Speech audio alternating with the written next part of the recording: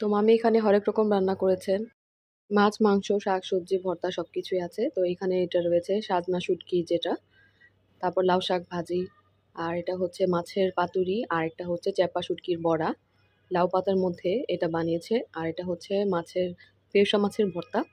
আর এটা হচ্ছে রুই মাছের তরকারি, কচু শাক ভাজি, আর এই যে লাউ শাক ভাজি, পাতলা আম ডাল, আর রাতে পোলাওর সাথে রয়েছে গরুর মাংস, মুরগির রোস্ট, পোলাও রান্না করেছে, আবার ভাতও রয়েছে। তো আমরা সবাই খেতে বসে পড়লাম। যেহেতু অনেক গরম, তারপর এতগুলো আইটেম, তার মধ্যে ভর্তা। অনেক মজার হয়েছিল খাবারগুলো, অনেক লোভনীয় হয়েছিল। আর ২-১ টা আইটেম তো আনকমন ছিল, যেমন চাপার বড়া, মাছের পাতুরি। তো এই রেসিপিগুলো মামি থেকে আমি শিখে নিয়েছি। সবকিছুই অনেক মজার ছিল। ভাতও